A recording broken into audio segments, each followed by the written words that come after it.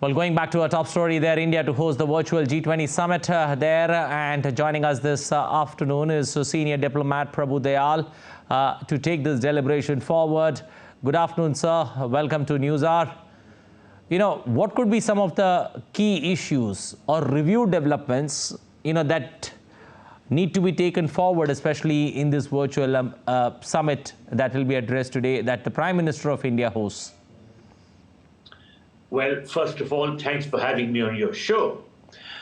I would like to recall that Prime Minister Modi had announced on September 10 at the closing ceremony of the G20 summit in New Delhi that he would host another virtual G20 summit before the end of India's presidency in order to review the progress on different items. Now, in pursuance of that, he will host the virtual G20 Leaders Summit today. And of course, it will be attended by all the leaders of the G20 countries, the chair of the African Union, the 9 guest countries, and 11 international organizations.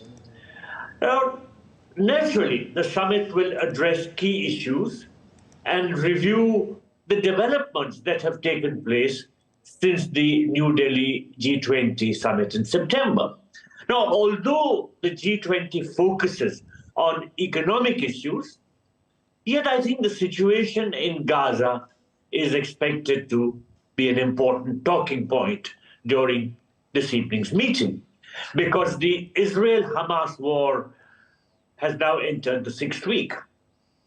The virtual summit, of course, will allow leaders to discuss cooperation on several important areas, such as the implementation of declarations which aim to breach global governance gaps. And some issues which could be highlighted, as you mentioned in your introductory remarks, would be green energy, the global initiative on digital health, artificial intelligence, especially the creation of a framework based on the principles formulated by the G20, the strengthening of the multilateral development banks, because this is a topical issue.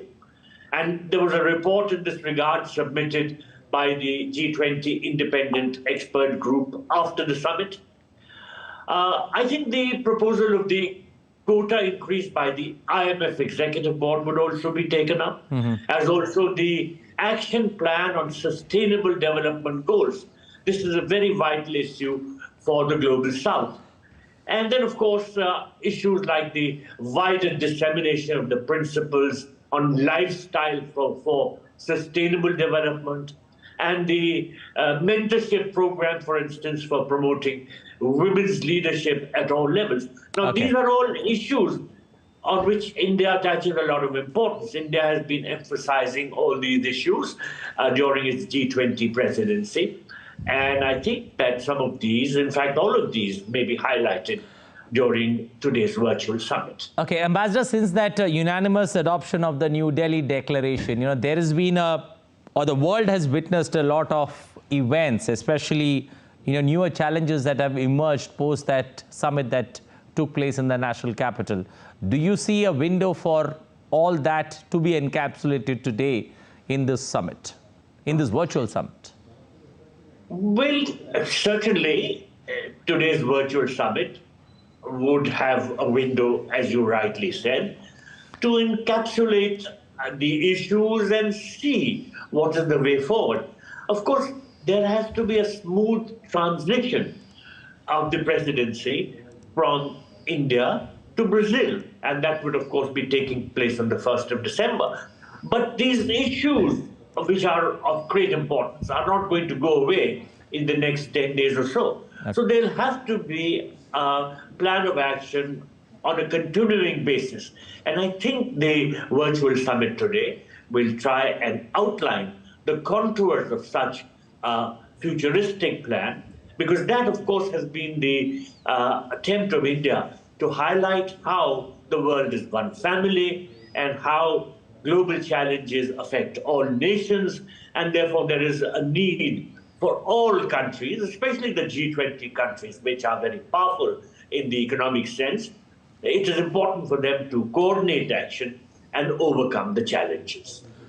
Thank you, Ambassador Prabhu Dayal, for joining us this afternoon.